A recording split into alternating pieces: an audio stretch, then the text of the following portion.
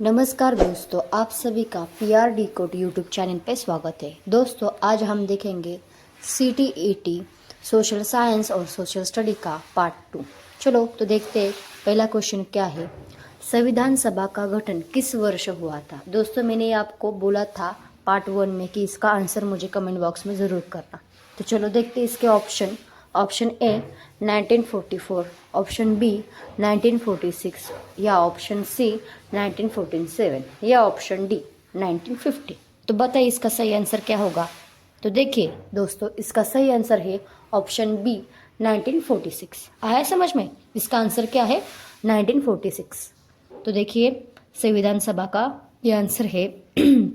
स्पष्टीकरण देखते हैं। भारतीय संविधान बनाने के लिए संविधान सभा का क्या किया था, गठन हुआ था। कब हुआ था, 1946 में हुआ था। आया समझ में। चलो देखते हैं आगे का क्वेश्चन 16। क्वेश्चन नंबर 17, हरित क्रांति सबसे अधिक किससे जुड़ी है। बताइए हरित क्रांति किससे जुड़ी है। नीचे दिए गए जो ऑप्शन है उनमें से आंसर है दोस्तों बताओ। तो देखिए फर्स्ट ऑप्शन है दूध उत्पादन, बी है गेहूं उत्पादन, सी है मत्स्य उत्पादन और डी है तेल उत्पादन। क्या होगा, दूध उत्पादन होगा या गेहूं या मत्स्य या तेल। बताओ दोस्तों इसका सही आंसर क्या होगा।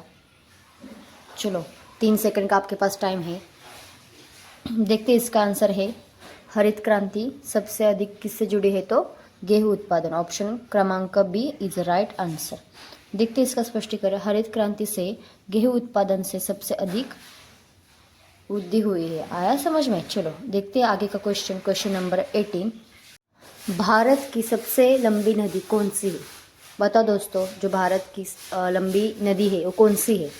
ऑप्शन देखते, ए गंगा, बी ब्रह्मपुत्र, सी गोदावरी या डी यमुना। कौन सी होगी भारत की सबसे बड़ी नदी।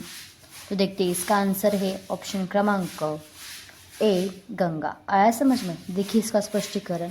भारत में बहने वाली सबसे लंबी कौन सी नदी है, तो गंगा नदी है। चलो दोस्तों देखते आगे का क्वेश्चन नंबर 19। भारत में सबसे अधिक मानसूनी वर्षा किस राज्य में होती है। बताओ कहाँ पे होती है अधिक मानसूनी वर्षा, कौन से राज्य में होती है। देखते option A Rajasthan, B Maharashtra, C Meghalaya और डी गुजरात। तो बताओ इसका सही आंसर क्या होगा। 3 सेकंड का आपके पास टाइम है।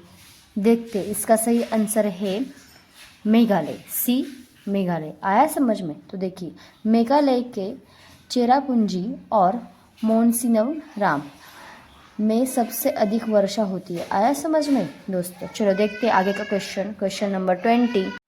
भारत में सिक्कों का निर्माण कहाँ होता है। दोस्तों बताओ भारत का जो सिक्कों का निर्माण होता है वो कहाँ पे होता है। आपको पता होना चाहिए इसका आंसर। तो देखते हैं ऑप्शन ए RBI कार्यालय, बी बैंक, सी टकसाल मतलब मिंट या डी संसद। तो देखिए इसका आंसर है ऑप्शन क्रमांक डी टकसाल। भारत में सिक्के टकसाल मतलब मिंट में बनाए जाते हैं। चलो देखते हैं आगे का क्वेश्चन नंबर 21। गरीबी रेखा का निराधारण किस आधार पर होता है। बताओ दोस्तों जो गरीबी रेखा होती है उसका निराधारण किस आधार पर होता है। देखते हैं इसका ऑप्शन ए शिक्षा, बी उपभोग व्यय या सी आयु या डी रोजगार। क्या होगा इसका आंसर 21 क्वेश्चन नंबर का। तो देखते इसका आंसर है ऑप्शन क्रमांक बी उपभोग व्यय। आया समझ में। देखते इसका स्पष्टीकरण। गरीबी रेखा का निराधारण उपभोग व्यय के आधार पर किया जाता है। चलो देखते क्वेश्चन आगे का क्वेश्चन नंबर 22। देखिए छात्रों हमाम दफ्तर किससे संबंधित है। क्या है क्वेश्चन, हमाम जो दफ्तर है वो किससे संबंधित होगा। चलो देखते इसके ऑप्शन ए इतिहास, बी भूगोल, सी अर्थशास्त्र या डी राजनीति। बताओ दोस्तों किससे संबंधित होगा। 30 सेकंड का पास है टाइम है आपके पास। तो देखिए इसका सही आंसर है ऑप्शन क्रमांक ए इतिहास। देखिए इसके स्पष्टीकरण में आपको बताती हूँ। जो हमाम दफ्तर है वो हड़प्पा सभ्यता जो है उससे संबंधित एक ऐतिहासिक स्थल है। आया समझ में। हड़प्पा सभ्यता की संबंधित एक ऐतिहासिक स्थल है। चलो दोस्तों देखते आगे का क्वेश्चन नंबर 23। संसाधन रेस्क्यूज की मुख्य विशेषता क्या है। क्या है दोस्तों बताओ इसकी मुख्य विशेषता। चलो ऑप्शन देखते हैं इसके। ए सीमित होना, बी अनंत होना, या सी मानव द्वारा उपयोगी बनाया जाना, या डी केवल प्राकृतिक होना। क्या होगा इसका सही आंसर? तो देखिए इसका सही आंसर है ऑप्शन क्रमांक सी, मानव द्वारा उपयोगी बनाया जाना। आया समझ में? कोई भी वस्तु जो मानव के लिए उपयोगी हो, संसाधन, वही उसको कहलाती है। आया समझ में? चलो देखते छात्रों हम आगे का क्वेश्चन नंबर 24। लोकसभा में सांसदों की अधिकतम संख्या कितनी हो सकती है? कितनी हो सकती है अधिकतम संख्या लोकसभा में? बताओ दोस्तों, जो सांसदों है उनकी संख्या लोकसभा में कितनी होनी चाहिए? देखते ऑप्शन ए 450, ऑप्शन बी 500, या ऑप्शन सी 545, या ऑप्शन डी 600। तो देखिए इसका आंसर है ऑप्शन क्रमांक सी 545। चलो स्पष्टीकरण देखते हैं हम इसका। लोकसभा में अधिकतम जो सदस्य होते हैं वो कितने होते हैं? 545 होते हैं। आया समझ में? चलो क्वेश्चन नंबर 25 देखते हैं। नील नदी किस में गिरती है? किस में गिरती है नील नदी? देखिए ऑप्शन ए लाल सागर, बी भूमध्य सागर, सी काला सागर, या डी अटलांटिक। क्या होगा इसका सही आंसर? तो देखिए इसका सही आंसर है दोस्तों, आपको 3 सेकंड का टाइम देती हूँ मैं, बताओ तो इसका सही आंसर क्या है? इसका सही आंसर है ऑप्शन क्रमांक बी भूमध्य सागर। आया समझ में? जो नील नदी है वो भूमध्य सागर में गिरती है। चलो देखते हैं आगे का क्वेश्चन नंबर 26। धातुओं में सबसे हल्की धातु कौन सी है? कौन सी होती है सबसे हल्की धातु जो धातुओं में होती है? तो देखिए ऑप्शन क्रमांक ए लोहा, ऑप्शन क्रमांक बी तांबा, या ऑप्शन क्रमांक सी एल्यूमिनियम, या ऑप्शन क्रमांक डी लिथियम। सबसे हल्का धातु कौन सा है बताओ दोस्तों? देखिए इसका ऑप्शन है ऑप्शन क्रमांक डी लिथियम। लिथियम सबसे हल्की धातु होती है। देखा दोस्तों? चलो 27 क्वेश्चन देखते हैं आगे का। गुट निरपेक्ष आंदोलन के जनक कौन कहे जाते हैं? कौन कहे जाते हैं जो गुट निरपेक्ष आंदोलन है उसके जनक?